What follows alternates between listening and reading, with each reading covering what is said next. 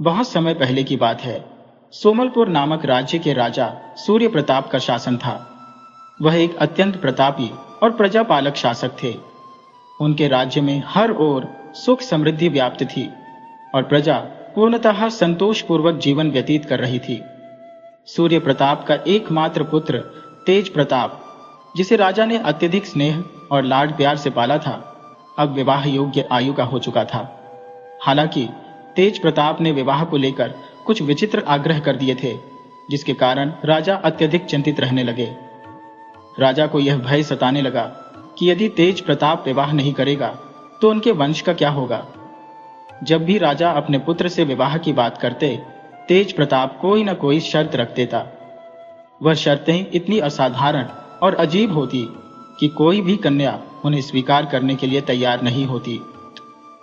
एक दिन राजा ने पुनः अपने पुत्र से आग्रह किया, पुत्र, अब तुम्हारी आयु विवाह योग्य हो चुकी है, हमें तुम्हारा विवाह निश्चित करना होगा। इस पर तेज प्रताप ने उत्तर दिया, महाराज, मैं विवाह करने के लिए तैयार हूं, परंतु मेरी एक शर्त है। जो भी कन्या मुझसे विवाह करेगी उसे प्रतिदिन प्रातःकाल मुझसे 1,00,000 सिक्के मांगने होंगे। राजा ने इस विचित्र शर्त को सुनकर अनेक राज्यों में संदेश भिजवाया और विवाह के लिए योग्य कन्याओं की खोज शुरू की। लेकिन अधिकांश कन्याओं और उनके परिवारों ने इस अजीबोगरीब शर्त को सुनकर विवाह का प्रस्ताव अस्वीकार कर दिया। राजा दिन रात चिंता में डूबे रहते। तेज प्रताप उनका इकलौता पुत्र था और उसके बिना राज्य और वंश कैसे आगे बढ़ेगा, यही सोचकर वह व्याकुल हो उठते। आखिरकार एक ऐसी कन्या सामने आई जिसने तेज प्रताप की शर्त और चुनौती को स्वीकार कर लिया। शुभ मुहूर्त देखकर दोनों का विवाह विधि पूर्वक संपन्न हुआ। विवाह के पश्चात जब राजकुमार तेज प्रताप अपनी पत्नी के साथ महल पहुंचे तो उसने अपनी पत्नी को उसकी शर्त की याद दिलाई और उसे एक लात मारने की बात कही। राजकुमार की पत्नी, जो अब रानी बन चुकी थी, ने शांतिपूर्ण लेकिन दृढ़ स्वर में उत्तर दिया, स्वामी, आप मुझे लात तभी मार सकते हैं जब आप स्वयं अपनी मेहनत से कमाने योग्य हो जाएंगे। अभी आप महाराज सूर्य प्रताप की कमाई पर निर्भर है। यह सुनकर तेज प्रताप का क्रोध 7वें आसमान पर पहुंच गया। अपनी पत्नी के साहसी और तर्कपूर्ण उत्तर से वह इतना क्रोधित हुआ कि बिना कुछ कहे महल छोड़कर अपना राज्य और परिवार त्याग अपनी जीविका अर्जित करने के लिए निकल पड़ा।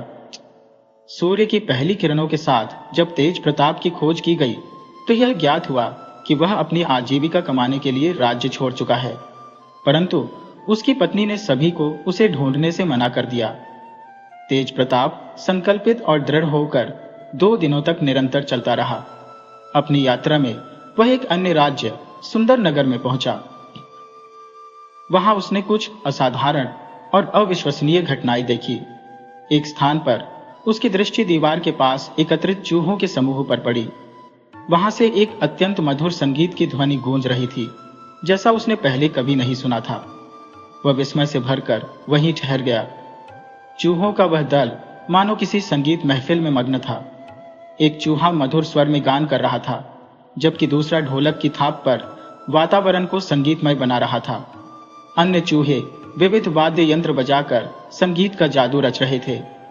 तेज प्रताप को यह देखकर अपनी आंखों पर विश्वास नहीं हो रहा था कि चूहे ऐसा सुरम्य संगीत प्रस्तुत कर सकते हैं। अचानक संगीत समाप्त हुआ और चूहे अपने अपने बिलों में चले गए। तेज प्रताप उस संगीत की स्मृतियों में खोया बैठा रहा, मानो वह धुन उसकी चेतना में अटकी हो। थोड़ी देर बाद जब वह पुनः आगे बढ़ा तो एक नदी के पास पहुंचा। उसे नदी पार करनी थी, लेकिन वह कोई उपाय सोच ही रहा था कि एक सियार नाव लेकर आया। सियार ने तेज प्रताप को संबोधित करते हुए कहा, मालिक, क्या आप नदी पार करना चाहेंगे? मैं आपको उस पार पहुंचा सकता हूं। तेज प्रताप यह देख स्तब्ध रह गया। उसे विश्वास ही नहीं हो रहा था कि एक सियार नाव चला सकता है। सोच विचार में डूबा हुआ वह नाव पर चढ़ गया।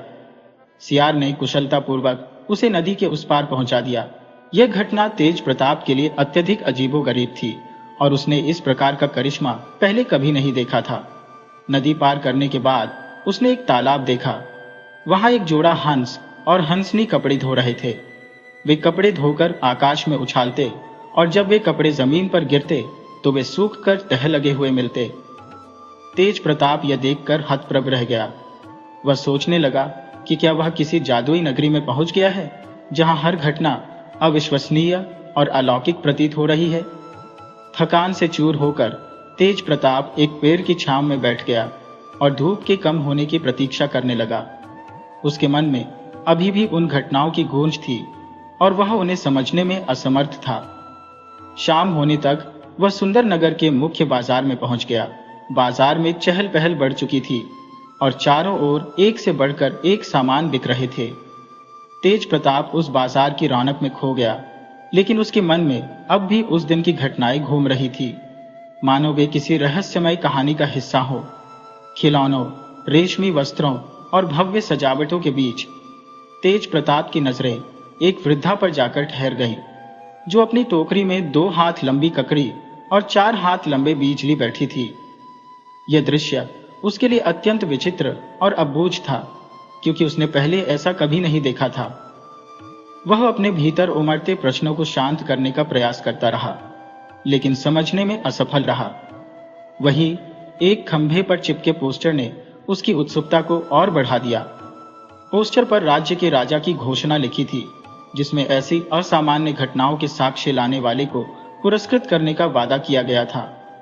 तेज प्रताप ने यह अवसर अपनी आजीविका सुधारने और अपने जीवन की परिस्थितियों को बदलने के लिए उपयुक्त समझा। राजमहल पहुंचकर उसने राजा को अपनी देखी गई सभी अद्भुत घटनाओं के बारे में विस्तार से बताया। उसकी बात सुनकर राजा को आशंका हुई। उन्होंने कहा, तुम्हारी बातों पर विश्वास करना कठिन है। क्या तुम इन घटनाओं को प्रमाणित कर सकते हो? तेज प्रताप ने साहसपूर्वक उत्तर दिया, महाराज, मैं आपको सब कुछ दिखाने के लिए तैयार हूं, लेकिन यदि मैं असफल रहा तो आप मुझे कैद में डाल सकते हैं, और यदि मैं सफल हुआ तो आप मुझे अपने राज्य का आधा हिस्सा देने का वचन दें। राजा उसकी आत्मविश्वास भरी चुनौती स्वीकार करते हुए बोले, ठीक है, यदि तुम अपनी बात सिद्ध कर पाओ तो हम अपना वचन निभाएंगे। राजा अपने मंत्रियों और दरबारियों के साथ तेज प्रताप के साथ चल दिए। वह उन्हें पहली घटना के स्थल पर ले गया, जहां वृद्धा बैठी थी, लेकिन जैसे ही उन्होंने वहां कदम रखा, वृद्धा कहीं गायब हो चुकी थी। राजा ने तेज प्रताप से कहा, यह घटना तो असत्य सिद्ध हुई। तेज प्रताप ने तुरंत कहा, महाराज, अगली घटना दिखाने की अनुमति दें। वे सभी तालाब की ओर बढ़े, जहां तेज प्रताप ने हंस और हंसनी को कपड़े धोते और हवा में उछालते देखा था। लेकिन राजा और उनकी सेना को आते देख वे हंस और हंसनी आसमान में उड़ गए। वहां भी उन्हें कोई प्रमाण नहीं मिला।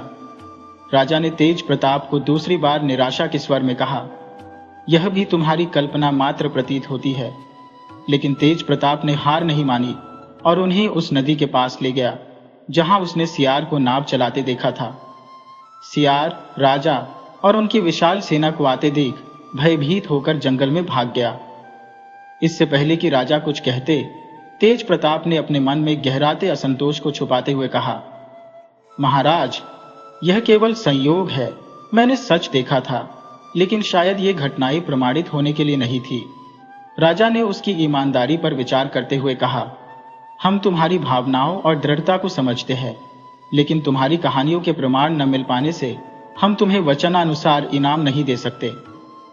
तेज प्रताप ने उस दिन एक नई सीख ली। उसने महसूस किया कि हर अद्भुत घटना का सत्यापन आवश्यक नहीं, लेकिन जीवन में साहस और सत्य के साथ खड़ा होना महत्वपूर्ण है। सेना के आगमन की सूचना से सियार सहम गया। वह सोचने लगा, मैं अकेला इतनी विशाल सेना का सामना कैसे करूंगा। भयाकुल होकर वह अपने विचार त्यागते हुए वहां से भाग खड़ा हुआ। तेज प्रताप की यह कथा भी राजा के समक्ष असत्य सिद्ध हुई। राजा ने क्रोधित स्वर में कहा, तेज प्रताप, तुम्हारी सभी घटनाएं झूठी साबित हो रही है। तुम्हें हमारे साथ इस प्रकार का छल नहीं करना चाहिए था। तेज प्रताप ने हताशा में उत्तर दिया, महाराज, मैं छल नहीं कर रहा। मैंने अपनी आंखों से यह सब देखा है। मैंने वही बताया जो मैंने अनुभव किया। कृपया अंतिम घटना को भी जांचने का अवसर दे। जब वे दीवार के पास पहुंचे, जहां चूहों का मेला लगा था, वहां तेज प्रताप ने देखा कि चूहे अपने गहन सुरों में संगीत रच रहे थे।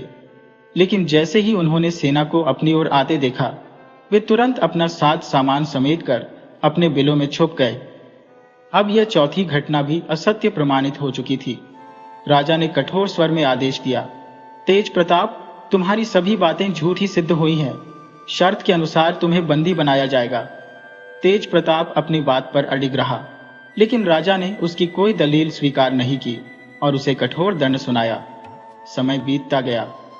तेज प्रताप की अनुपस्थिति से राज्य में हलचल मच गई। राजा ने अपने पुत्र की खोज के लिए आदेश दिया।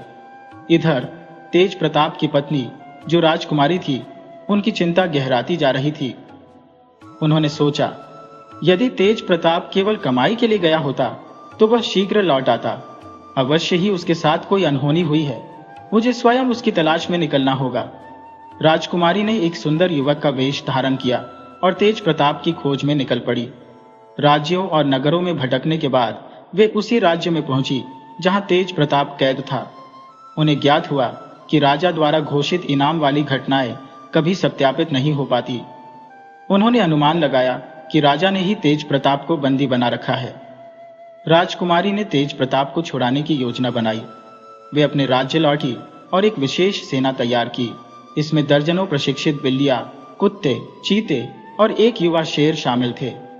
महीनों के कठोर प्रशिक्षण के बाद ये सभी जानवर उनके आदेशों का पालन करने में निपुण हो गए। योजना के तहत राजकुमारी राजकुमार का वेश धारण कर अपनी सेना के साथ उस राज्य की ओर रवाना हुई।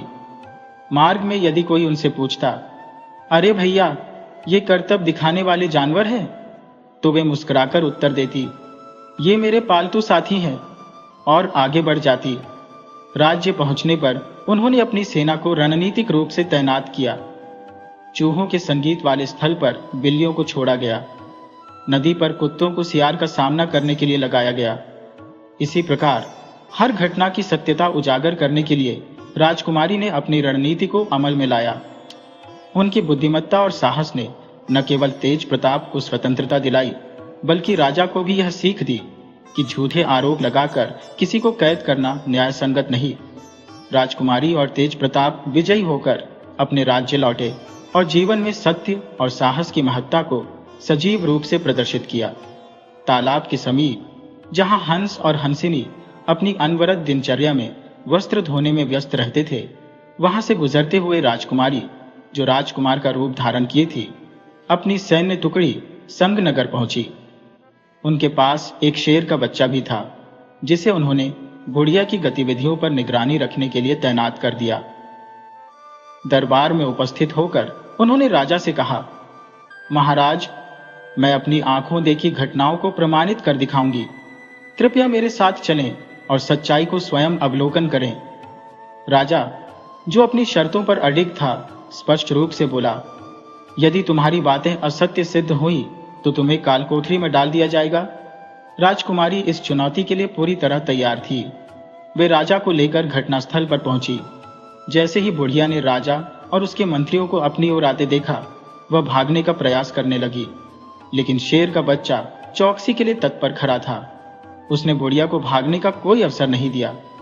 राजा ने यह सब देखा और पीछे खड़े शेर के बच्चे की उपस्थिति पर आश्चर्य व्यक्त किया, किंतु स्थिति को समझ नहीं सका। इसके बाद राजकुमारी राजा को लेकर तालाब की ओर बढ़ी, जहां हंस और हंसिनी कपड़ों को धोने और आसमान में उछालने में व्यस्त थे। उन्होंने राजा से कहा, महाराज, देखिए, हंस और हंसिनी अपने कार्य में निपुण है। कपड़े आसमान में उछालते हैं और वे सूखकर व्यवस्थित रूप से नीचे आते हैं। राजा ने यह दृश्य अपनी आंखों से देखा और चकित रह गया। इसके पश्चात राजकुमारी ने राजा को नदी के किनारे ले जाकर अगली घटना का साक्षी बनाया। वहां सियार नाव चला रहा था। शेर के बच्चे की चौकसी के कारण सियार को नदी पार करवाने की मजबूरी थी। सियार ने राजा और मंत्रियों को एक एक करके नदी पार कराई। दोनों कुत्ते सियार की हर गतिविधि पर नजर बनाए हुए थे, जिससे वह कोई चालाकी न कर सका। अंतिम घटना चूहों से संबंधित थी।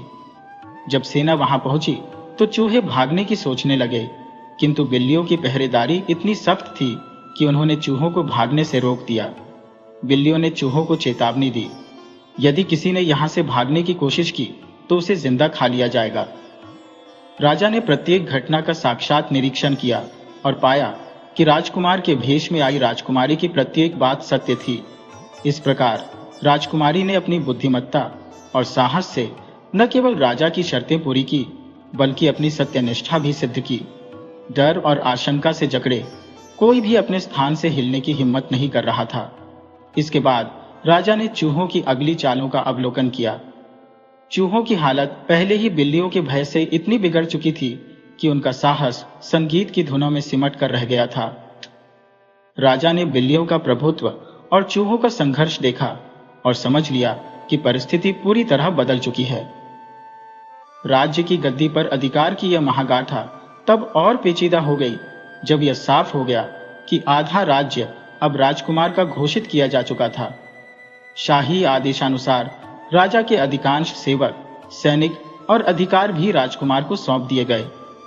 सैनिकों को यह सख्त निर्देश दिया गया कि पूर्व राजा को बंदी बना लिया जाए। उसी क्षण से राजकुमार ने अपने को राज्य का नया अधिपति घोषित कर दिया।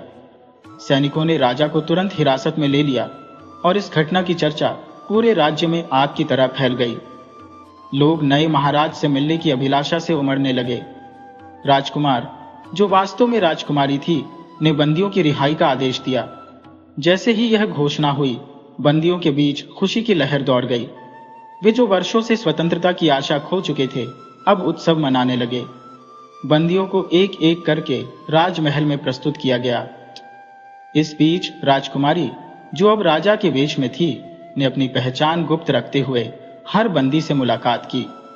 जब तेज प्रताप को उनके सामने लाया गया तो राजकुमारी ने उसे अलग से एक विशेष स्थान पर रखने का आदेश दिया। उनके प्रति विशेष आदर सत्कार का प्रबंध किया गया, जिससे तेज प्रताप असमंजस में पड़ गए। तेज प्रताप सोच में डूबे हुए थे। मेरे साथ यह विशेष व्यवहार क्यों? ऐसा क्या है जो मुझे बाकी बंदियों से अलग कर रहा है? उनका मन घबराहट से भर गया। लेकिन राजकुमारी, जो अब राजा का रूप धारण की थी, उनके मनोभावों से अनजान नहीं थी। उन्होंने आदेश दिया कि तेज प्रताप को अतिथि गृह में सम्मान पूर्वक ठहराया जाए। अतिथि गृह में उनके रहने की व्यवस्था भव्य थी। जैसे ही दरबार की व्यस्तताएं समाप्त हुई, राजकुमारी तेज प्रताप के पास पहुंच गई। तेज प्रताप ने उन्हें देखकर क्षमा याचना शुरू कर दी, लेकिन राजकुमारी के चेहरे पर एक मुस्कान झलक रही थी। उन्होंने अपने वेश को त्याग कर अपने असली रूप में प्रकट किया। तेज प्रताप यह देखकर स्तब्ध रह गए, क्योंकि वह उनकी पत्नी ही थी, जिन्होंने इस पूरे प्रकरण को अपनी चतुराई और धैर्य से अंजाम दिया था। मैंने उसे तुरंत पहचान लिया। वह मेरी पत्नी थी। तेज प्रताप की आंखें अपराध बोध और पश्चाताप के आंसुओं से भर गई। जिस पत्नी को एक समय उसने अपमानजनक शर्तों के साथ ब्याह कर घर लाया था, आज उसी ने उसके जीवन की रक्षा की थी। उसकी अंतरात्मा में बेचैनी और ग्लानि का सागर उमड़ रहा था। वह स्वयं को रोक न सका और अपनी पत्नी के चरणों में गिरने को आतुर हो गया, क्षमा याचना हेतु। किंतु उसकी पत्नी तुरंत पीछे हट गई और अत्यंत गंभीरता से बोली, मुझे पाप का भागी मत बनाइए। ये मेरा कर्तव्य था। मैं केवल पत्नी धर्म का पालन कर रही हूं। तेज प्रताप ने गहरी निराशा और अपराध बोध में कहा, पति का धर्म पत्नी की रक्षा करना होता है, लेकिन तुमने मेरी रक्षा की। यह मेरा उत्तरदायित्व था, जिसे मैं निभाने में असफल रहा। मैं तुम्हारे योग्य पति नहीं बन सका। रानी ने दृढ़ स्वर में उत्तर दिया, जब कोई आपके प्राण लेने आए तो मैं कैसे चुप रह सकती हूँ? तुम मेरे पति हो और तुम्हारी रक्षा करना मेरा धर्म है। इस वाक्य के साथ रानी ने अपने पुरुष रूप का परित्याग किया और अपनी असली पहचान प्रकट कर दी। जो उन्होंने सभा में ऐलान किया कि वह अपने समस्त अधिकार और राज्यपाट तेज प्रताप को सौंपकर अपने राज्य लौट जाएंगी। अगले दिन पूरे विधि विधान के साथ तेज प्रताप का राज्याभिषेक किया गया। सुंदर नगर का राज्यपाट तेज प्रताप को सौंपने के पश्चात रानी अपने राज्य लौट गईं। तेज प्रताप ने राज्य की बागडोर संभाल ली और कुछ समय पश्चात वह अपनी पत्नी को उनके घर से सम्मान सहित वापस ले आए। दोनों ने अपने वैवाहिक जीवन को सुखी और संतोषपूर्ण बनाने का प्रण लिया। उनके जीवन का हर क्षण अब नई सीखों और प्रेम की मधुरता से भरपूर था। तेज प्रताप ने न केवल शर्तों के आडंबर को छोड़ा, बल्कि यह भी समझ लिया कि पत्नी केवल अर्धांगिनी नहीं होती, बल्कि सम्मान और समर्पण की पात्र भी होती है। सुंदर नगर अब उनके सुखद जीवन का केंद्र बन गया।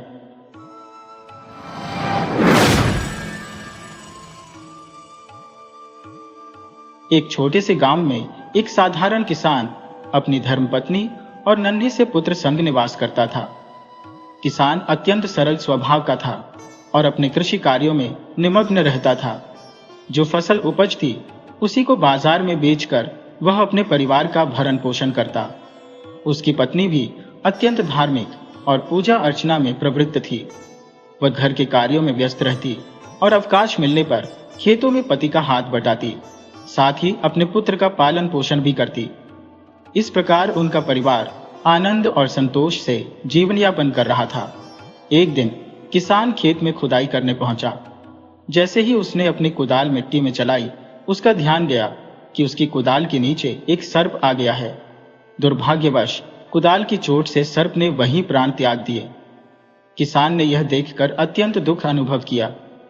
उसकी दृष्टि पास के बिल पर पड़ी, जहां उसने सर्प के एक नन्हे से शावक को देखा।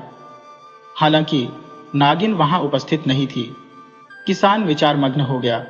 सर्प तो अब नहीं रहा और शायद नागिन भी कहीं चली गई हो, लेकिन यह नन्हा सांप तो अब अनाथ हो गया।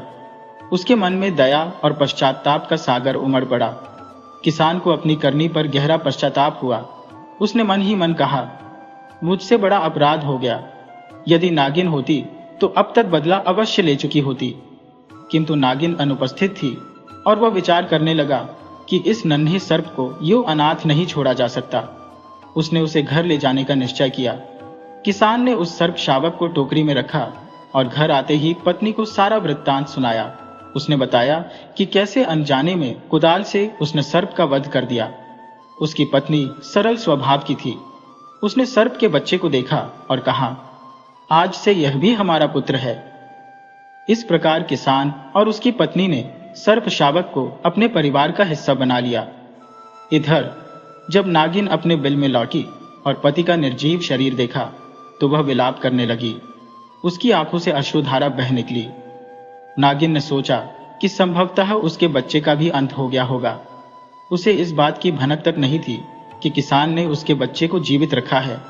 उसने पति के शव के समक्ष प्रतिज्ञा की, जिसने तुम्हें मारा है मैं उसे और उसके परिवार के हर सदस्य को समाप्त कर दूंगी, तभी तुम्हारी आत्मा को शांति मिलेगी। नागिन ने बदला लेने का प्रण लिया। अगले दिन जब किसान अपने खेतों में गया तो नागिन ने उसकी गतिविधियों पर नजर रखी। उसने कुदाल पर लगे खून के धब्बे देखे और समझ गई कि यह वही व्यक्ति है जिसने उसके पति का वध किया। नागिन उसके पीछे पीछे चल दी।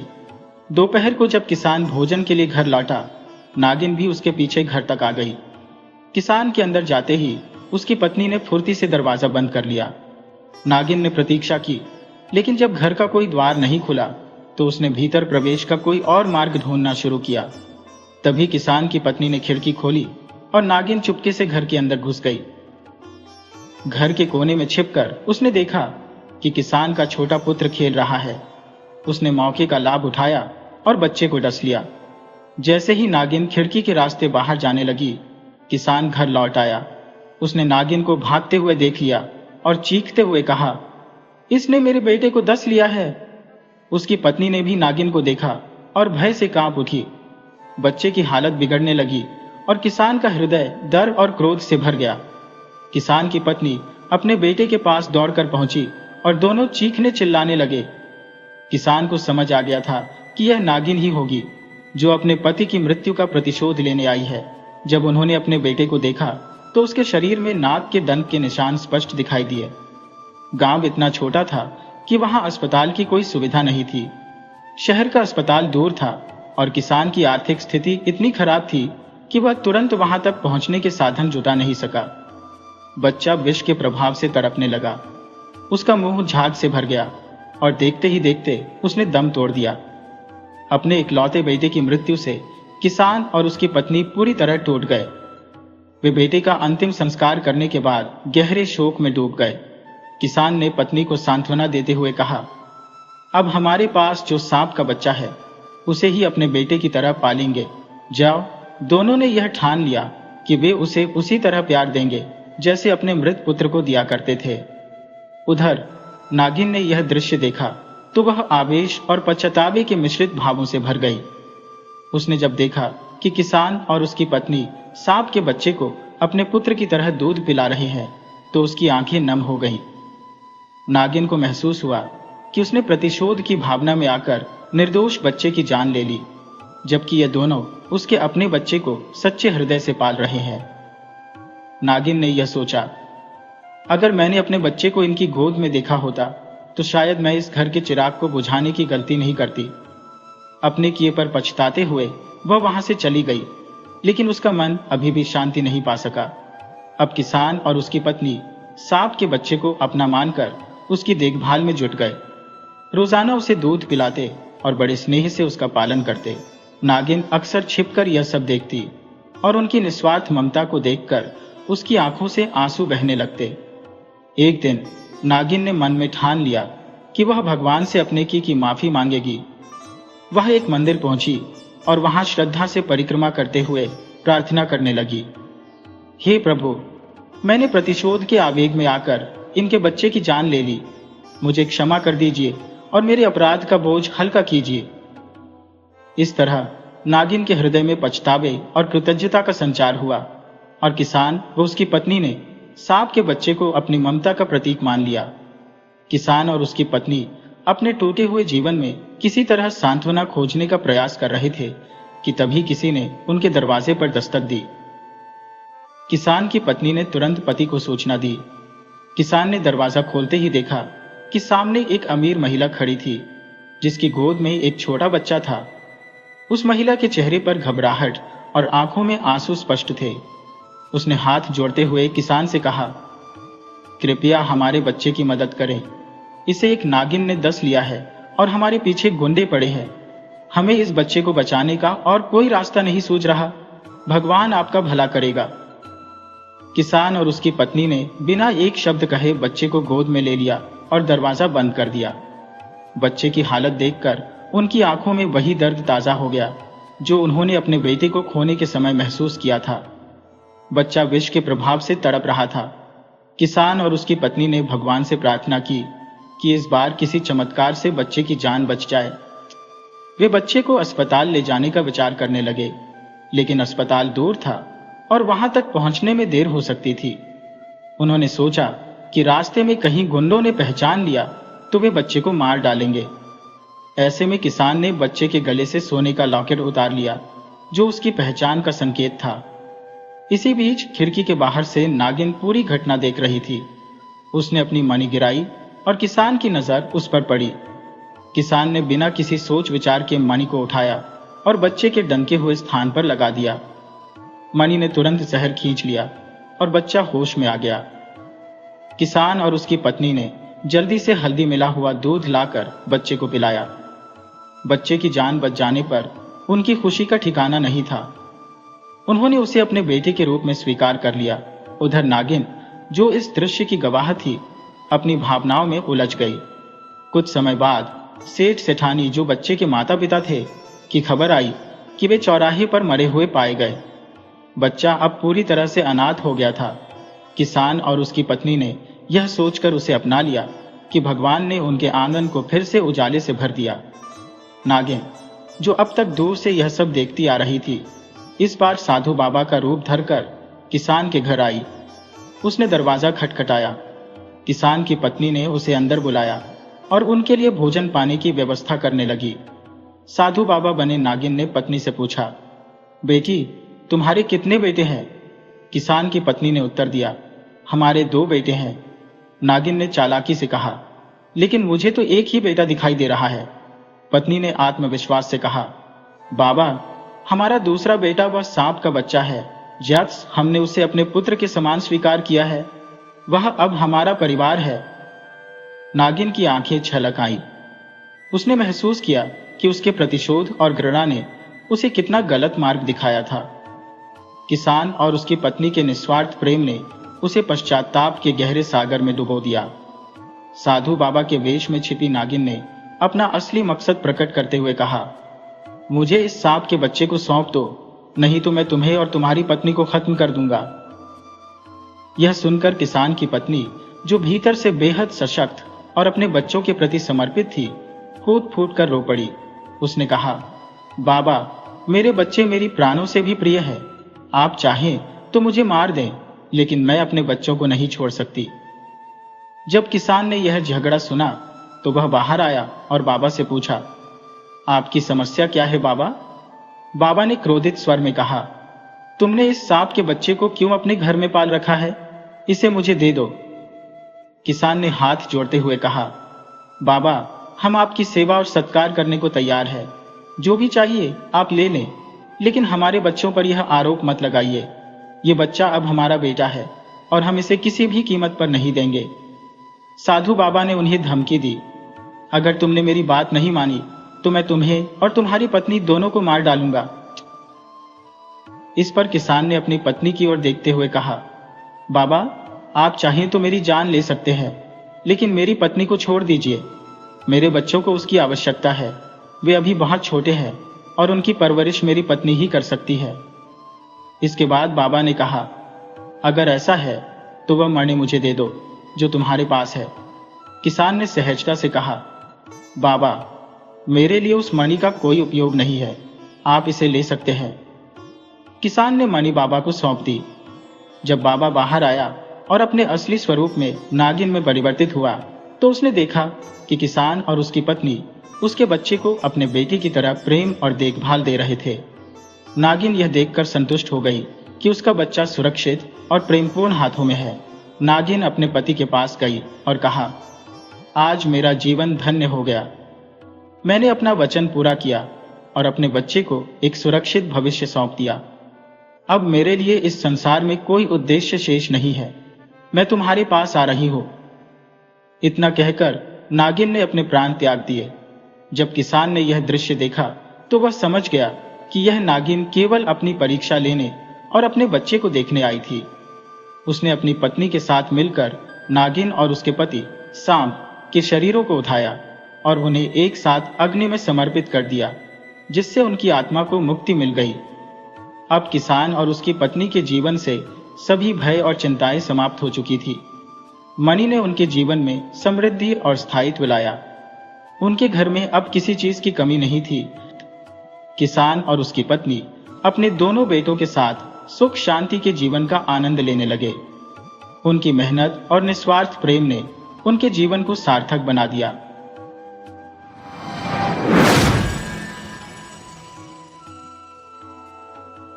बहुत समय पहले की बात है। एक वृद्ध व्यक्ति था। वह अत्यंत निर्धन था। उसके जीवन में कोई सहारा नहीं था। अपना पेट भरने के लिए वह भीख मांगता था।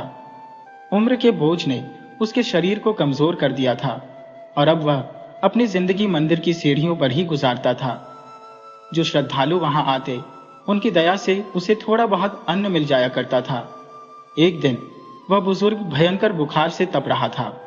ठंड से ठिठुरते और भूख से व्याकुल वह मंदिर के बाहर बैठा था। उसी समय उस नगर के धनाढ्य सेठ और उनकी पत्नी अपनी लंबी चमचमाती गाड़ी में सवार होकर मंदिर पहुंचे। उनके साथ कई नौकर चाकर थे, जिनके हाथों में फल, मिठाइयां, कपड़े और बहुमूल्य रत्न जड़ित भेंटें थी। सेठ जी ने मंदिर में प्रवेश किया। उस वृद्ध ने उन्हें देखकर सोचा कि शायद अब उसकी भूख मिट जाएगी। वह लड़खड़ाते हुए उनकी ओर बढ़ा और करुण स्वर में बोला, सेठ जी, कुछ खाने को दे दीजिए, 2 दिन से भूखा हूं। लेकिन सेठ ने उसे अनसुना कर दिया। उनकी दृष्टि में वह मानो अदृश्य था। सेठ और सेठानी के आगमन पर मंदिर के पुजारी दौड़कर उनका स्वागत करने आए। वे बार बार नमन करते हुए बोले, सेठ जी, आपके आगमन से तो हमारा मंदिर धन्य हो गया। आइए, भीतर पधारिए। सेठ ने अपने नौकरों से कहा, सारा सामान अंदर रखो। पूजा के बाद ये सब भगवान को अर्पित करेंगे। वृद्ध व्यक्ति इस पूरी घटना को निरीह दृष्टि से देख रहा था। उसने फिर प्रयास किया और अपनी कांपती आवाज में कहा, सेठ जी, मैं भूख से बेहाल हूं, कृपया थोड़ा फल या मिठाई दे दीजिए। लेकिन सेठ ने उसकी प्रार्थना को दोबारा अनदेखा कर दिया। तब वह सेठानी के पास पहुंचा और विनम्रता से बोला, सेठानी जी, कृपया मुझे कुछ खाने के लिए दे दीजिए। भूख के कारण मेरी तबीयत बिगड़ रही है। सेठानी ने तिरस्कारपूर्ण स्वर में कहा, बाबा, ये सारे फल और मिठाइयां भगवान को चढ़ाने के लिए है। पूजा के पहले इन्हें छूना भी अशुभ है। हम आपको कुछ नहीं दे सकते। सेठ यह सुनकर भड़क गया। क्रोधित स्वर में वह बोला, अभी तो हमने मंदिर में प्रवेश भी नहीं किया और इस भिखारी ने हमारा रास्ता रोक दिया। पूजा में विघ्न पड़ गया। अब न जाने हमारा काम पूरा होगा या नहीं। पुजारी ने उन्हें शांत करने की कोशिश की। सेठ जी, कृपा करके धैर्य रखिए, भगवान आपकी भक्ति अवश्य स्वीकार करेंगे। लेकिन सेठ और अधिक क्रोधित हो गया। वह गरज कर बोला, पुजारी जी, क्या आप जानते हैं, मैंने इस नगर के सबसे महंगे फल और मिठाइयां खरीदी है, और यह भिखारी हमारी पूजा को अशुद्ध कर रहा है।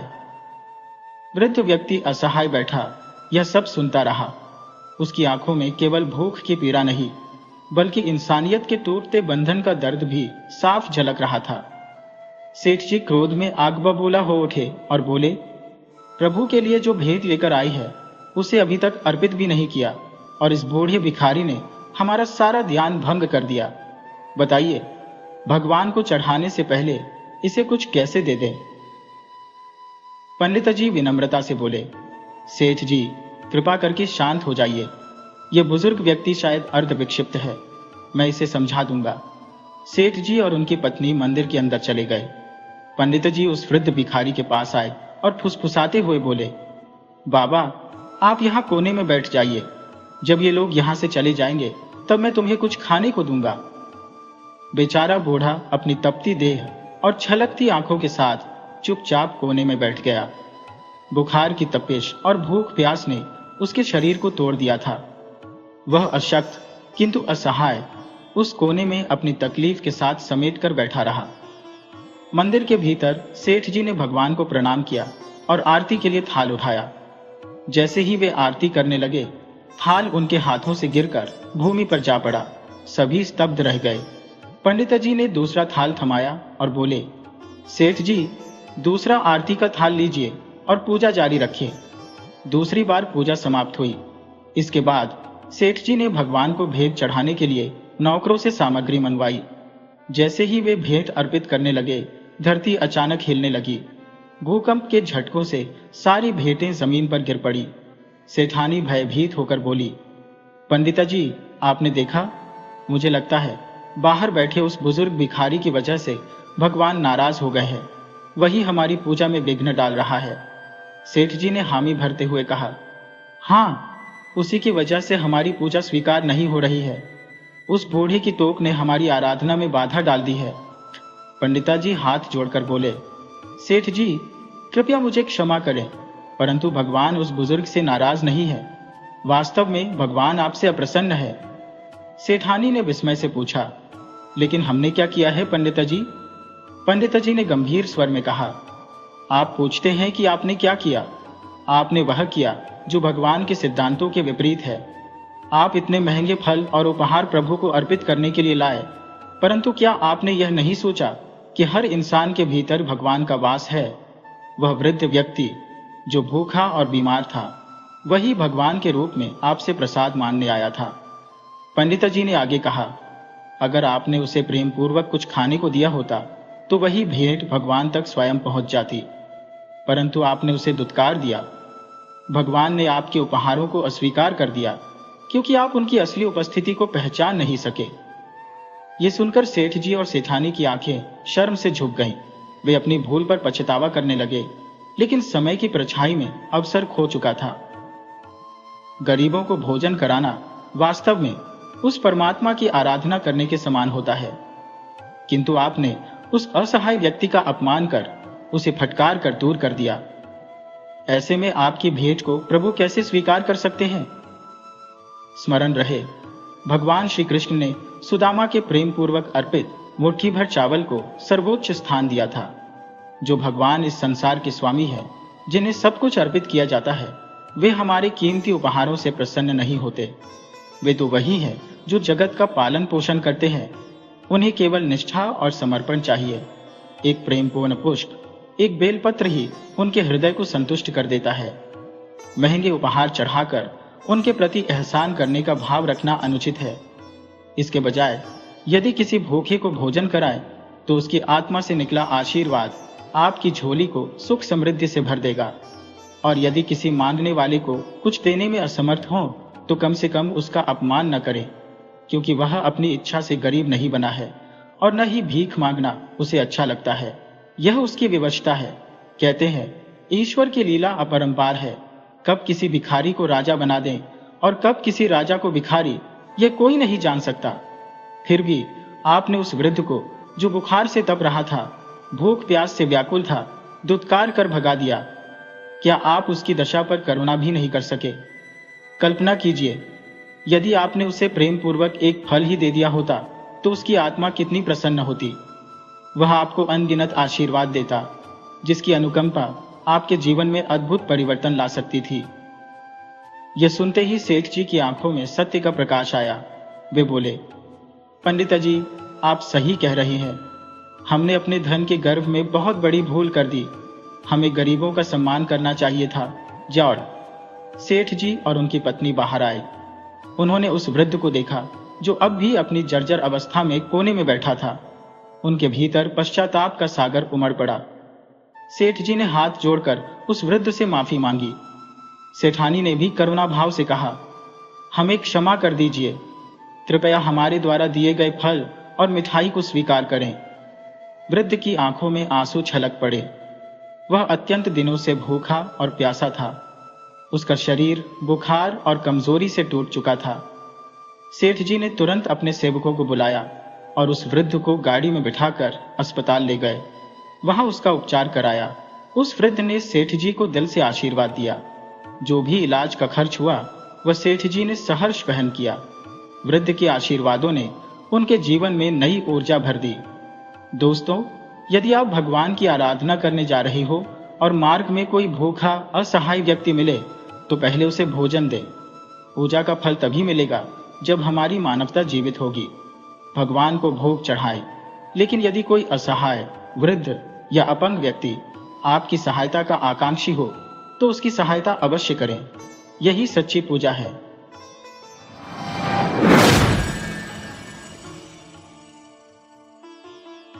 बहुत समय पहले की बात है। एक गांव के किनारे एक बुजुर्ग महिला निवास करती थी। उसका संसार पूरी तरह से अकेला था। न कोई संतान, न कोई परिवार। वह अपना जीवन निर्वाह गोबर के उपले बनाकर बेचने से करती थी।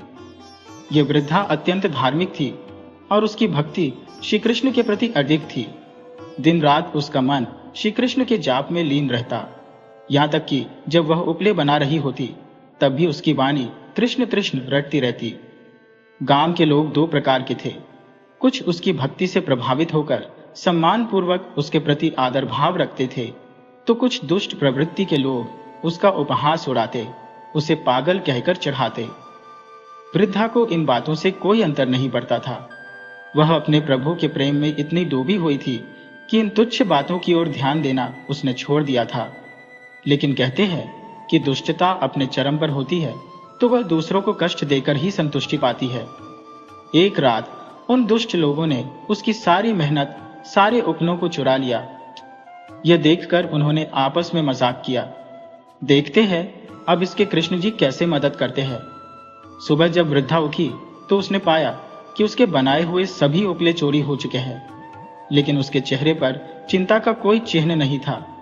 वह मुस्कुराते हुए बोली, अरे कृष्ण, तुम तो माखन चोर कहलाते हो। अब इस बुढ़िया के उपले भी चुरा लिए। क्या मुझे सताना तुम्हारी आदत में शुमार हो गया है? ठीक है, जैसी तुम्हारी इच्छा। यह कहकर वह बिना कोई शिकवा किए नए उपले बनाने में जुट गई। उस दिन वृद्धा भूखी प्यासी रही। उपले बिके बिना उसके घर में अन्न का आना असंभव था। उसके पास बस 2 गुड़ की दलिया थी। उसने उनमें से एक दली अपने मुंह में डाल ली, पानी पिया और भगवान का नाम लेकर शांत मन से लेट गई। वह श्री कृष्ण के नाम में तल्लीन हो गई। उसे न अपने कष्ट की परवाह थी, न भूख प्यास की। लेकिन भगवान अपने भक्तों का दुख सहन नहीं कर पाते। उन्होंने देखा कि यह बुजुर्ग महिला भूखी प्यासी है, फिर भी उसकी भक्ति अटूट है। यह देखकर भगवान का हृदय द्रवित हो उठा। श्री कृष्ण ने सोचा, मुझे पृथ्वीलोक पर जाकर अपने इस प्रिय भक्त की सहायता करनी चाहिए। मेरे कारण यदि यह कष्ट में है तो यह मेरी जिम्मेदारी बनती है।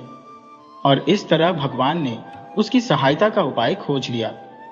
प्रभु और भक्त के इस अलौकिक संबंध की यह कथा यह सिखाती है कि सच्ची श्रद्धा के सामने बड़े से बड़ा कष्ट भी तुच्छ हो जाता है।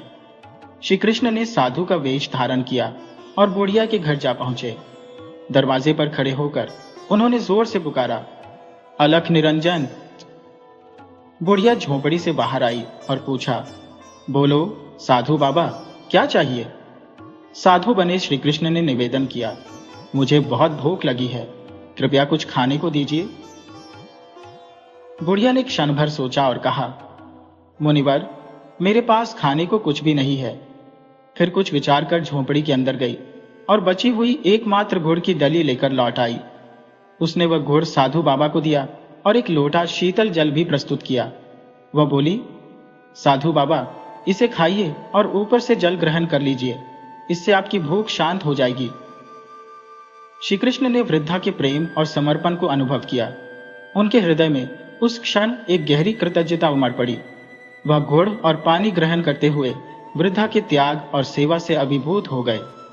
साधु बने श्री कृष्ण ने उसे सांत्वना दी और कहा, माई, तुम्हारे कष्ट अवश्य दूर होंगे, भगवान तुम्हारी सहायता करेगा। यह सुनकर बुढ़िया की आंखें नम हो गई, पर उसने कुछ नहीं कहा। इसके बाद साधु बाबा गांव के सरपंच के घर जा पहुंचे। सरपंच से बोले, मुझे ज्ञात हुआ है कि इस गांव के बाहर जो वृद्धा रहती है, उसके उपले किसी ने चुरा लिए हैं। वह अत्यंत निर्धन है और उन्हीं उपलों से अपना गुजारा करती है। अब वह भूखी प्यासी अपने घर में पड़ी है। सरपंच, जो हृदय से भला व्यक्ति था, बोला, साधु बाबा, ये सत्य है कि उसके उपले चोरी हुए हैं, परंतु गांव में सबके उपले एक जैसे होते हैं।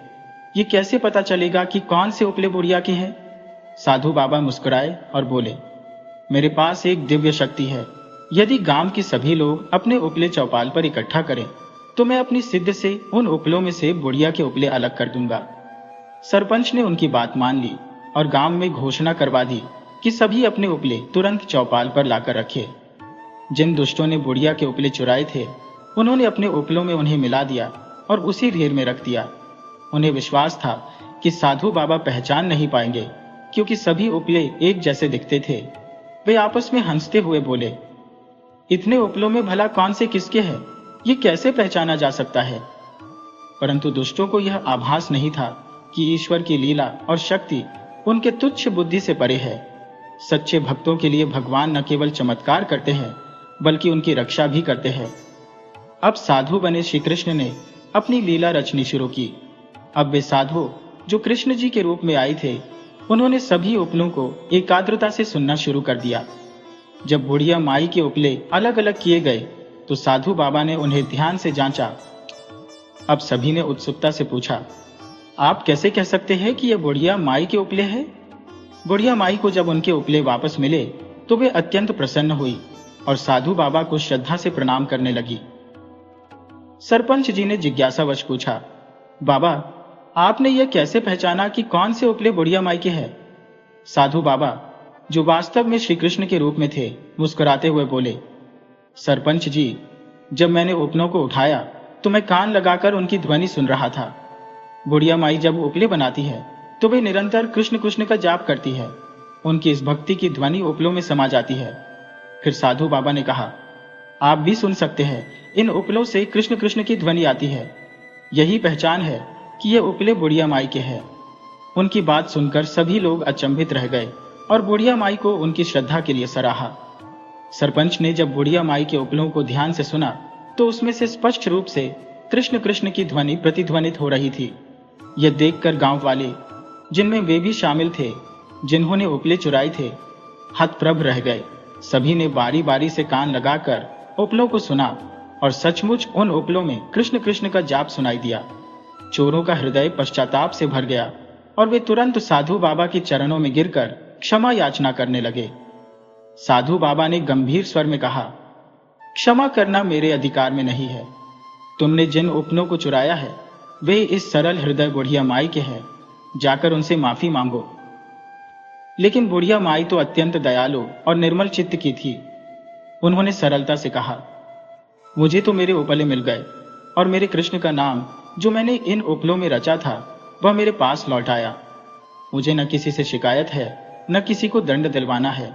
उनकी सरलता और कृष्ण के प्रति उनकी अनन्य भक्ति को देखकर गांव वाले नतमस्तक हो गए। बुढ़िया माई अपनी रोजमर्रा की आदत के अनुसार उपले बनाती रही। और निरंतर भगवान का नाम लेती रही।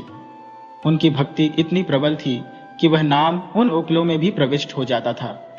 जब भी कोई उनके उपलों को ध्यान से सुनता, कृष्ण कृष्ण की ध्वनि स्पष्ट सुनाई देती। तो मित्रों, यह कथा हमें सिखाती है कि ईश्वर का नाम सदा स्मरण करना चाहिए। यह स्मरण जीवन के कठिन समय में भी हमें साहस और मार्गदर्शन प्रदान करता है। सुख के क्षणों में यदि हम प्रभु को याद करते हैं तो दुख के दिन हमारे पास फटकते भी नहीं। हमारे लिए आवश्यक है कि हम चलते फिरते, उठते बैठते हर पल भगवान का नाम स्मरण करें। ईश्वर को बड़ी बड़ी पूजा या भेंट की आवश्यकता नहीं होती। उनका नाम ही उनके लिए पर्याप्त है। उनकी कृपा सदा बनी रहे, इसके लिए भक्ति और सच्चे हृदय से उनका स्मरण करना ही पर्याप्त है।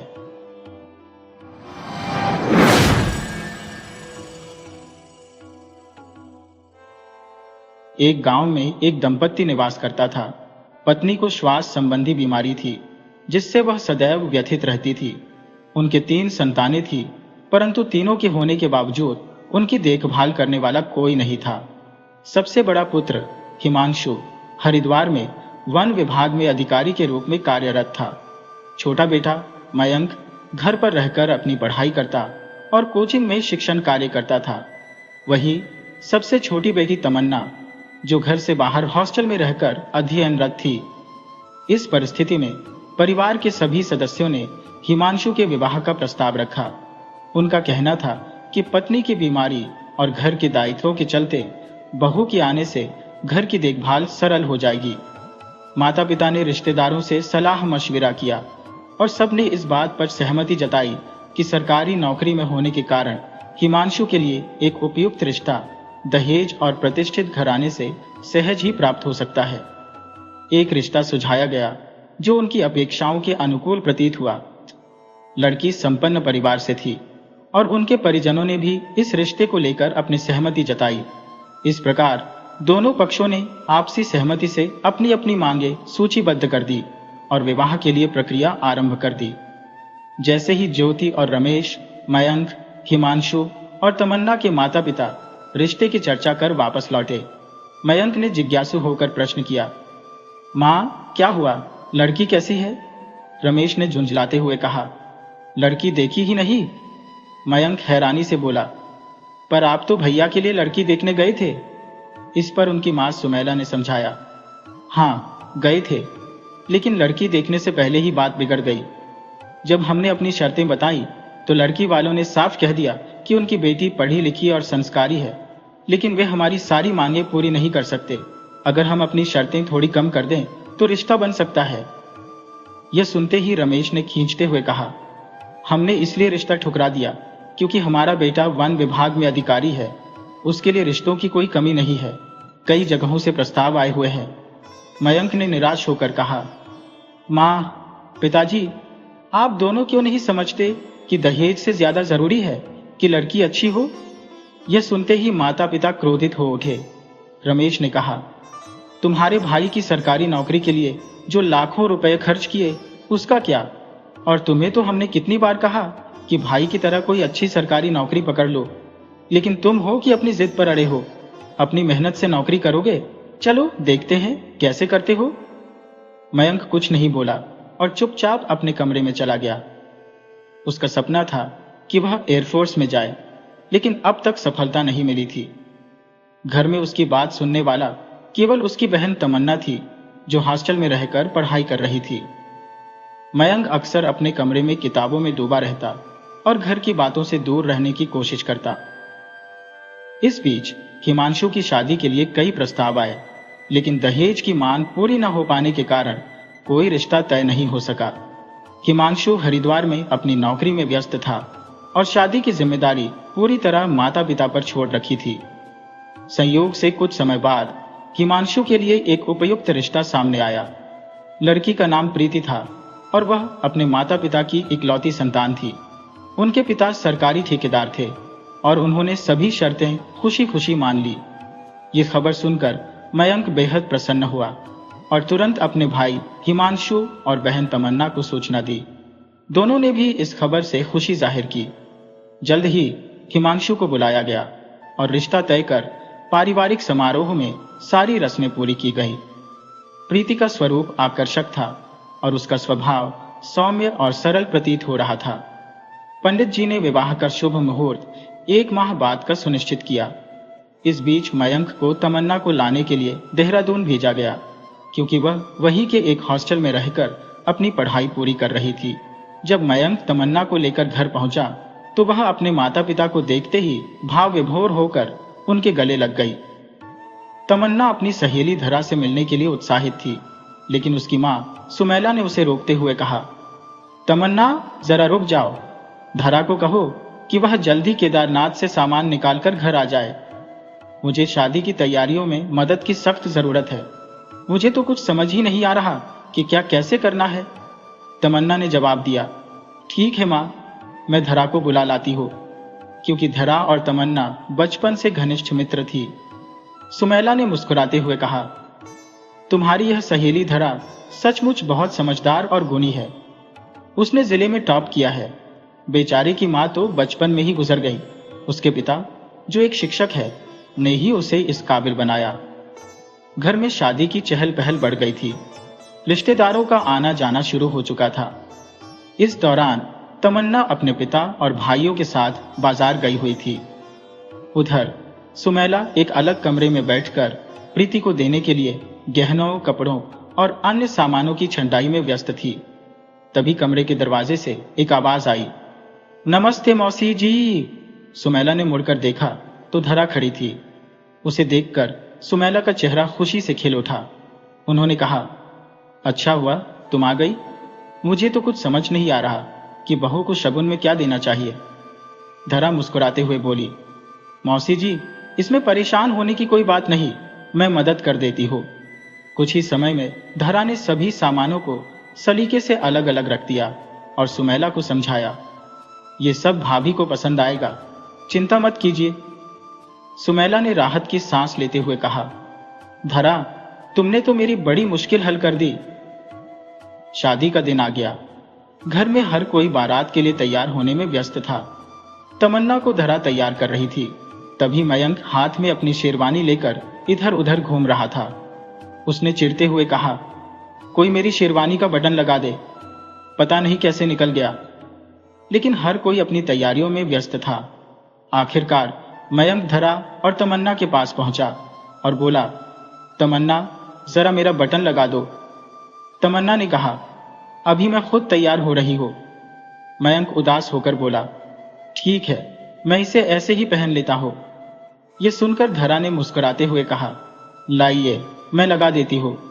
कुछ ही मिनटों में उसने शेरवानी का बटन लगा दिया। जब सुमैला कमरे में आई तो उन्होंने धरा को देखकर कहा, धरा, तुम अभी तक तैयार नहीं हुई? धरा ने उत्तर दिया, मौसी जी, बस अब जा रही हो।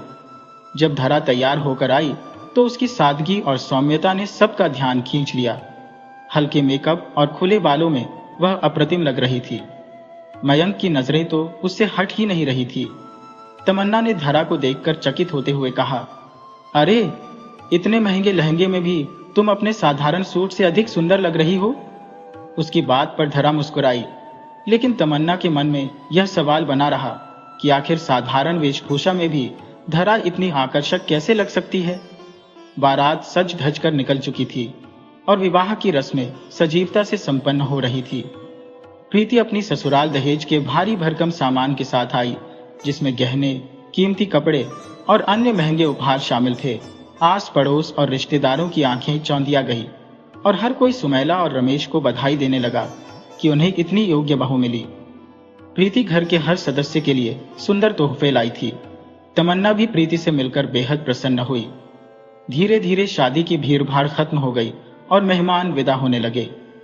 शादी के तीसरे दिन हिमांशु को अपनी नौकरी पर वापस जाना था। उसने शादी के लिए काफी छुट्टियां ले रखी थी। सुमैला ने हिमांशु के लिए सामान तैयार करना शुरू कर दिया। उसी दौरान प्रीति भी अपना सामान बांधने लगी। ये देखकर सुमैला ने चौंकते हुए पूछा, अरे बेटी, तुम क्यों सामान बांध रही हो? प्रीति ने सहजता से उत्तर दिया, मैं हिमांशु जी के साथ जा रही हूं। सुमैला ने व्यथित होकर कहा, पर अभी तो शादी को सिर्फ 2 दिन हुए हैं, कुछ समय तो हमारे साथ बिता लो, फिर हिमांशु के साथ चली जाना।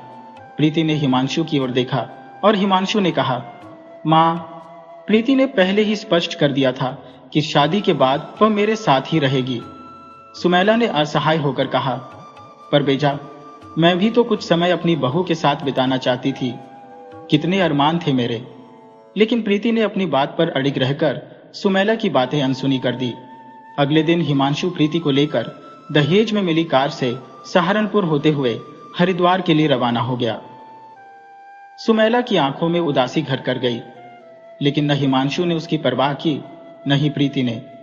तमन्ना को भी मयंक हॉस्टल छोड़ने देहरादून चला गया। कुछ दिनों की हलचल के बाद घर में सन्नाटा पसर गया। अब बस सुमैला, रमेश और मयंक ही घर में रह गए। सुमैला की तबीयत खराब होने लगी और मयंक ने घर के काम के लिए एक नौकरानी दामिनी को रख लिया। लेकिन दामिनी का काम सुमैला को कभी पसंद नहीं आता। वह अक्सर उसे कुछ न कुछ सुनाया करती। दामिनी अपने काम में लगनशील थी, लेकिन सुमैला को उसकी हर बात खटकती थी।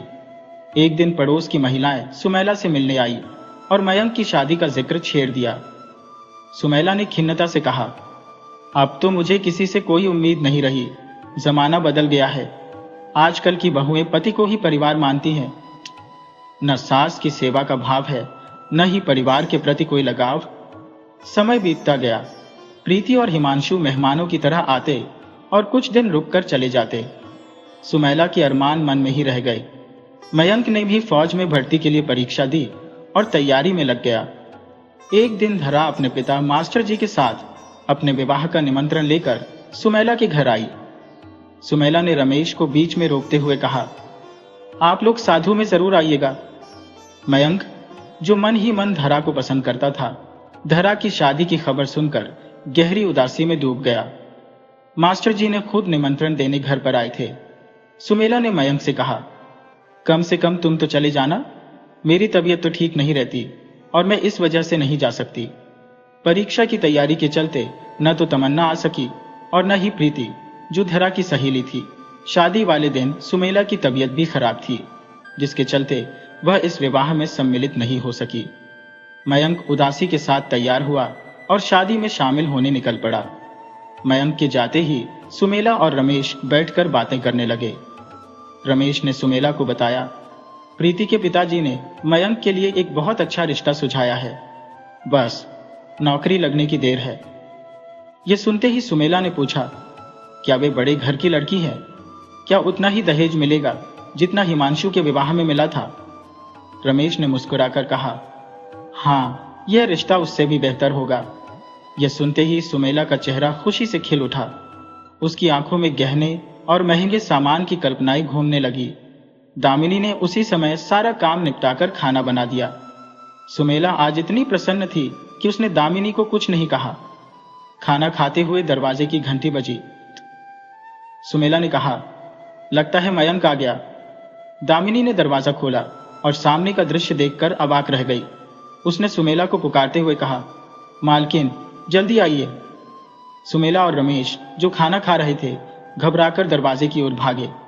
सामने मयंक और धरा खड़े थे, गले में वरमाला डाले हुए। सुमैला हैरानी से चिल्लाई, ये क्या मजाक है? मयंक, तुम तो धरा की शादी में गए थे, फिर उसे यहां क्यों ले आए? सुमैला एक के बाद एक सवाल पूछती चली गई, बिना मयंक को जवाब देने का मौका दिए। रमेश ने सुमैला को शांत करने की कोशिश करते हुए कहा, क्या कर रही हो? पहले दोनों को अंदर तो आने दो। बाहर खड़े खड़े सारी बातें पूछोगी क्या? सुमैला गुस्से में बोली, नहीं, मैं इसे घर के अंदर नहीं आने दूंगी। यह कोई मजाक नहीं है। क्या किसी भी छोटे घर की लड़की को उठाकर लाने पर मैं उसे अपनी बहू मान लूंगी?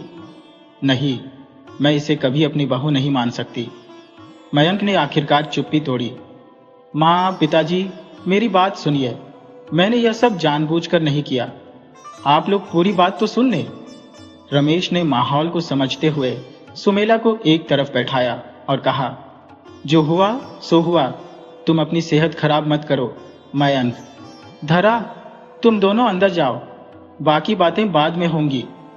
तभी दामिनी बोली, साहब, छोटे साहब दुल्हन लेकर आए हैं। क्या बिना रस्मों के उन्हें घर के अंदर आने दिया जाएगा? शगुन नहीं होगा क्या? सुमैला गुस्से से भड़कते हुए बोली, अपशगुन तो ये अपने साथ लाया है, इससे बड़ा अपशगुन और क्या होगा? मैं तो कोई रस्म नहीं करूंगी। रमेश ने दामिनी से कहा, तुम ही सब संभाल लो, कम से कम ये तमाशा तो खत्म हो। दामिनी ने यह समझदारी दिखाई कि पड़ोसियों के सामने तमाशा बनने से बचना चाहिए। वह थाल में आरती की सामग्री और चावल से भरा कलश लेकर आई और कुमकुम की थाल के साथ सारी रस्में पूरी कर दी। धीरे धीरे धरा, जो अब मयंक की पत्नी बन चुकी थी, घर में प्रवेश कर गई। रमेश ने कहा, दामिनी, धरा को मयंक के कमरे में ले जाओ, बाकी बातें हम मयंक से करेंगे। सैंधी। दामिनी धरा को कमरे में ले गई और उसे पानी लाकर दिया। उसने धरा से कहा, छोटी मालकिन, आप बहुत भाग्यशाली हैं। हमारे साहब आपको हमेशा खुश रखेंगे। आप चिंता मत कीजिए और रोइए मत। दूसरी ओर रमेश और सुमेला ने मयंक पर सवालों की बौछार कर दी। मयंक ने गहरी सांस लेते हुए सारी बात बताई। पिताजी, मैं क्या करता। धरा दुल्हन बनकर मंडप में बैठी थी। सभी लोग बारात का इंतजार कर रहे थे। तभी मास्टर जी को फोन आया। जिस लड़के से शादी होनी थी वह किसी और लड़की के साथ भाग गया। मयंक ने अपनी बात जारी रखते हुए कहा, मास्टर जी इस खबर से टूट गए। उन्होंने यह बात सिर्फ मुझसे और अपने कुछ करीबी दोस्तों से साझा की। उन्होंने कहा कि इतनी मुश्किलों से कर्ज लेकर शादी की तैयारी की थी। अब अगर बारात नहीं आई तो समाज क्या कहेगा। मेरी बेटी के बारे में कैसी कैसी बातें होंगी। कौन उससे शादी करेगा, वह कैसे जीवन जिएगी। इतना कहते कहते मास्टर जी रो पड़े और बेहोश हो गए। धरा ने तुरंत डॉक्टर को बुलाया। डॉक्टर ने बताया कि यह सदमे की वजह से हुआ है। उनकी हालत ऐसी नहीं थी कि वे और कोई आघात सहन कर पाते। इधर मंडप में लोग जयमाला का इंतजार कर रहे थे और उधर मास्टर जी की हालत देखी नहीं जा रही थी। मुझे समझ नहीं आया कि क्या करूं। मैंने मास्टर जी से कहा, अगर आप मुझे धरा के लायक समझते हैं तो मैं उससे शादी करने के लिए तैयार हूं। मेरी बात सुनकर उनकी आंखों में उम्मीद की किरण जागी। सभी लोगों को यह प्रस्ताव सही लगा। धरा को जब यह बात पता चली तो उसने कहा, आप दया के कारण इतना बड़ा फैसला मत लीजिए। समय के साथ मैं अपने पिताजी को संभाल लूंगी। मैंने उससे पूछा, क्या तुम मुझे पति के रूप में पसंद नहीं करती। इस पर धरा ने कहा, जो भी लड़की आपकी पत्नी होगी वह अपने आप को सौभाग्यशाली मानेगी। मास्टर जी ने भी धरा से कहा, बेटी, मुझे नहीं पता कि मैं इस दुनिया में कितना समय और रहूंगा। अगर तुम अच्छे घर में चली जाओ तो मुझे संतोष होगा। यह सुनकर धरा फूट फूट कर रो पड़ी और कहा, पिताजी, आपको कुछ नहीं होगा। फिर आवश्यक रस्मों के साथ मेरी और धरा की शादी संपन्न हुई। सुमेला गुस्से में बोली, तूने तो जैसे समाज सेवा का ठेका ले रखा है। क्या हर मुश्किल को अपने गले का हार बना लेगा। रमेश ने उन्हें शांत करते हुए समझाया, जो होना था वो हो गया। अब इन बातों का कोई औचित्य नहीं है। सच को स्वीकार करना होगा। अब सबसे जरूरी यह है कि रिश्तेदारों को कैसे बताया जाए। इसके लिए हिमांशु और तमन्ना से बात करनी होगी। तमन्ना उस समय आ नहीं सकी, लेकिन अगले दिन हिमांशु को बुलाने की योजना बनी। इधर मयंक अपने कमरे में पहुंचा, जहां धरा पहले से बैठी हुई थी। धरा ने उसे देखकर खड़े होकर कहा, क्या आप अभी भी नाराज हैं। मयंक ने हल्की मुस्कान के साथ जवाब दिया, समय के साथ सब ठीक हो जाएगा। वह थोड़ा रुका और फिर बोला, मैं सोफे पर सो जाऊंगा, तुम बिस्तर पर आराम करो। मैं समझता हूं कि अभी तुम्हारे मन की स्थिति कैसी होगी। जब तुम्हें लगेगा कि मैं तुम्हारे पति के योग्य हो और तुम मुझे मन से स्वीकार करोगी, तभी हमारा रिश्ता पूर्ण होगा। तब तक मैं तुम्हें किसी तरह की बाध्यता में नहीं रखूंगा। रात धीरे धीरे बीत गई। अगले दिन सबके उठने से पहले ही धरा ने नहा धोकर पूजा कर ली। जब सुमेला और रमेश उठे और यह देखा तो वे प्रभावित हुए, लेकिन इसे जाहिर नहीं किया। धरा ने उनके चरण स्पर्श की। रमेश ने कहा, सदा सुहागन रहो। सुमेला ने बेमन से कहा, भले ही मेरी बहू बन गई हो, लेकिन छोटे घर की लड़की को मैं इस घर की बहू नहीं मानूंगी। धरा समझ गई कि उसे इस घर में सबका दिल जीतने के लिए कठिन प्रयास करना होगा। रमेश ने हिमांशु और तमन्ना को बुलाने की बात की। जब तमन्ना को यह सब पता चला तो वह बेहद खुश हो गई। तमन्ना, जो धरा की सहेली थी, अब उनकी भाभी बन चुकी थी। एक शानदार पार्टी का आयोजन हुआ। पार्टी में हर कोई धरा की खूबसूरती की तारीफ कर रहा था। यह देखकर प्रीति को ईर्ष्या हो रही थी। महंगे गहने और शानदार साड़ी पहनने के बावजूद प्रीति का प्रभाव फीका लग रहा था। पार्टी खत्म होने के बाद सुमेला ने धरा को ताने मारने शुरू कर दिए। प्रीति अक्सर अपने दहेज का घमंड करती और धरा पर कटाक्ष करती, लेकिन धरा ने कभी किसी बात का बुरा नहीं माना। समय के साथ धरा ने घर की जिम्मेदारी संभाल ली। सुमेला की देखभाल में उसने कोई कसर नहीं छोड़ी। वह उनकी दवा समय पर देती और उनकी सेवा करती। इसके विपरीत प्रीति ने कभी इस बात की परवाह नहीं की कि सुमेला को किस चीज की जरूरत है। धीरे धीरे सुमेला का स्वास्थ्य बेहतर होने लगा। डॉक्टर भी इस सुधार से खुश थे। मयंक ने भी इस दौरान धरा का भरपूर साथ दिया। समय के साथ मयंक को एहसास हुआ कि उसने धरा के साथ न्याय किया है। दोनों ने एक दूसरे को पति पत्नी के रूप में स्वीकार कर लिया। कुछ समय बाद मयंक ने एयरफोर्स की परीक्षा उत्तीर्ण की। उसे ट्रेनिंग के लिए बुलाया गया। ये खबर पूरे घर के लिए गर्व का क्षण थी। तमन्ना की पढ़ाई उस वर्ष समाप्त हो चुकी थी और वह भी घर लौट आई। अब तमन्ना धरा के साथ ही रहने लगी थी। धरा का मन भी अब स्थिर था। हालांकि मयंक का प्रशिक्षण के लिए दूर जाना उसे भीतर से खलता था। इस दूरी का दर्द तो था ही, मगर मयंक की नौकरी मिलने की प्रसन्नता भी मन में बसी थी। प्रीति और हिमांशु जब आते तो धरा उनका स्वागत पूरे आदर के साथ करती, लेकिन प्रीति के मन में धरा के लिए न तो कभी सम्मान जागा और न ही स्नेह। प्रीति उसे सदैव नीचा दिखाने की कोशिश करती, मानो वह गरीब घर की लड़की होने के कारण उनकी बराबरी के योग्य न हो। एक दिन जब मयंक प्रशिक्षण पूर्ण कर घर लौटे तो पूरा परिवार उनकी बातें सुनने को आतुर था। मयंक ने सूचना दी कि उनकी पोस्टिंग जोधपुर में हुई है। यह सुनकर तमन्ना प्रसन्नता से बोली, अब तो धरा भाभी भी साथ जाएंगी। प्रीति को यह सुनकर जलन होने लगी और उसने तीखे स्वर में कहा, धरा क्यों जाएगी? मांझी का ध्यान कौन रखेगा? तमन्ना मुस्कुराते हुए बोली, आपको कब से मां की सेहत की चिंता होने लगी? आपको तो यह भी पता नहीं होगा कि मां की बीमारी क्या है। धरा भाभी न केवल भैया बल्कि पूरे परिवार को अपना मानकर जीती है। यह सुनकर प्रीति का क्रोध और भड़क गया। उसने व्यंग्य करते हुए कहा, हमने तो ट्रकों भरकर दहेज दिया था, सारी मांगे पूरी की थी। तमन्ना ने तुरंत जवाब दिया, उसी दहेज की लालसा की तो सजा भुगत रहे हैं। तमन्ना के इन शब्दों ने माहौल में ऐसी खामोशी भर दी जैसे किसी चिंगारी ने राख को सुलगा दिया हो। जो मां और पिता कभी बहू के हाथ का एक निवाला तक नसीब नहीं कर पाए, उनके लिए यह पीड़ा असहनीय थी। आज तक प्रीति ने न तो मां को अपने हाथ से बना खाना दिया और न ही पानी का एक गिलास। मां की बीमारियों के दौरान भी मयंक ही उनकी सेवा में रत रहे। ऐसी परिस्थिति में भी प्रीति ने एक दिन के लिए मां के पास रहने की जहमत नहीं उठाई।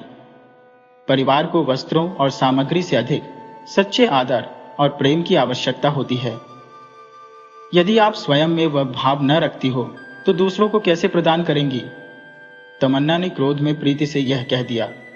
मयंक ने तेज स्वर में तमन्ना को डांटा, अपनी भाभी से ऐसे बात मत करो।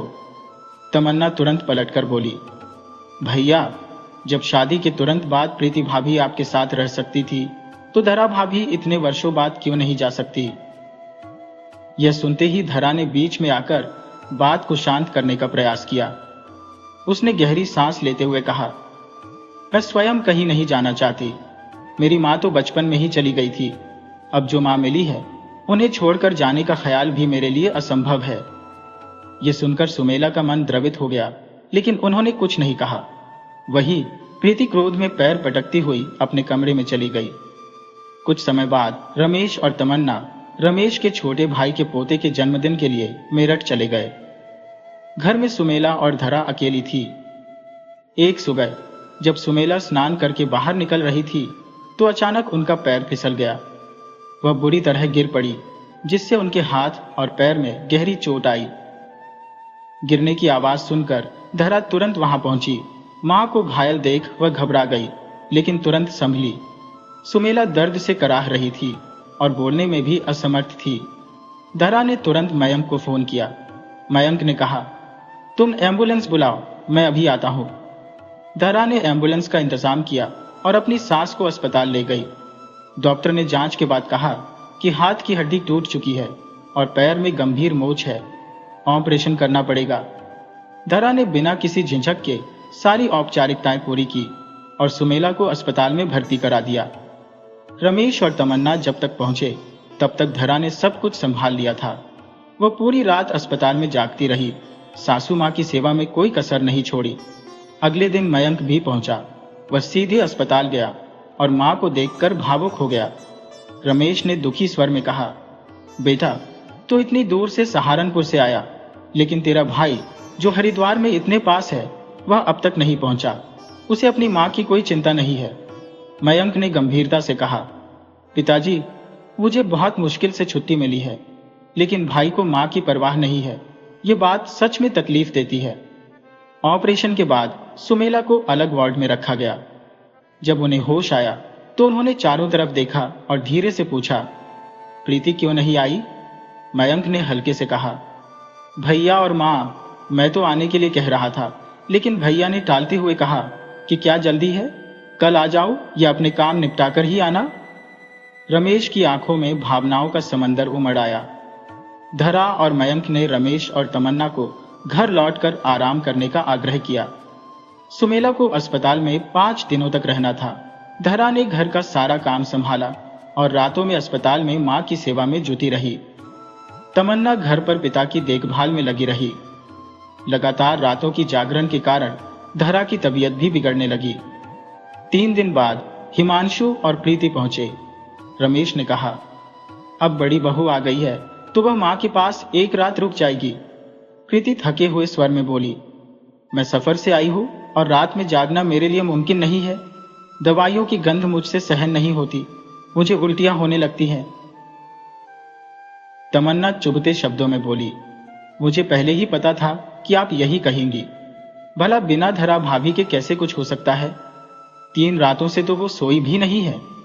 प्रीति ने तुनक कर कहा, धरा तो यहां है, वह रुक जाएगी।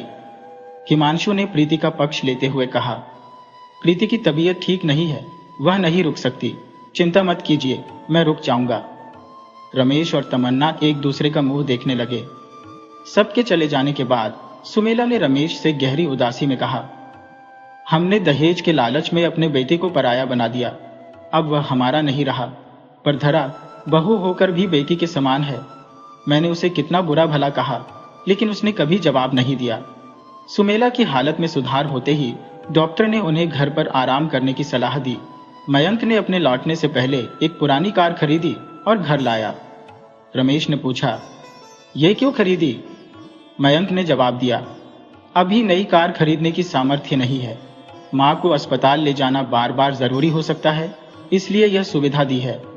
साथ ही ड्राइवर भी रखा है ताकि आपको किसी असुविधा का सामना न करना पड़े। धरा यह देखकर प्रसन्न हो गई। तमन्ना ने भी खुशी जताई और बोली, आपने बहुत अच्छा किया भैया। लेकिन प्रीति व्यंग्यात्मक स्वर में बोली, हाँ, बैठ जाओ पुरानी कार में। महंगी गाड़ियां तो हर किसी के नसीब में नहीं होती। तमन्ना ने तुरंत पलटकर जवाब दिया, सही कहा भाभी, पति की कमाई से पुरानी कार का आनंद लेना हर किसी के नसीब में नहीं होता। कुछ लोग तो दहेज में मिली चीजों से ही काम चलाते हैं। प्रीति चिढ़कर घर के भीतर चली गई। सुमेला के स्वस्थ होते ही उन्होंने धरा को अपने पुराने सोने के कंगन देते हुए कहा, यह कंगन मेरी सास ने मुझे दिए थे, आज मैं इन्हें तुम्हें दे रही हूं। तुम्हारी सेवा ने मेरा दिल जीत लिया है। तुम मेरी बहू नहीं, बेटी हो। मुझे माफ कर देना कि मैंने तुम्हारे साथ गलत व्यवहार किया। धरा ने सुमेला को गले लगा लिया।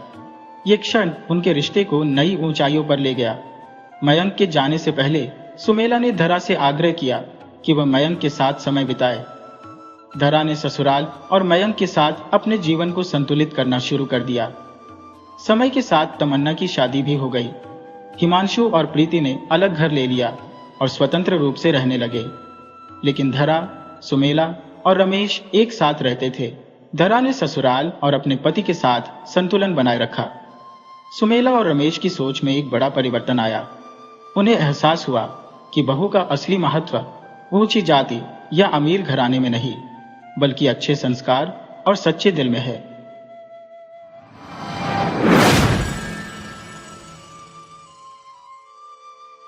वीडियो अच्छी लगी हो तो इसे लाइक करें और ऐसी ही मजेदार कहानियों के लिए चैनल को सब्सक्राइब करें और बेल आइकन दबाएं। ज़्यादा से ज़्यादा अपने दोस्तों को शेयर करें। धन्यवाद।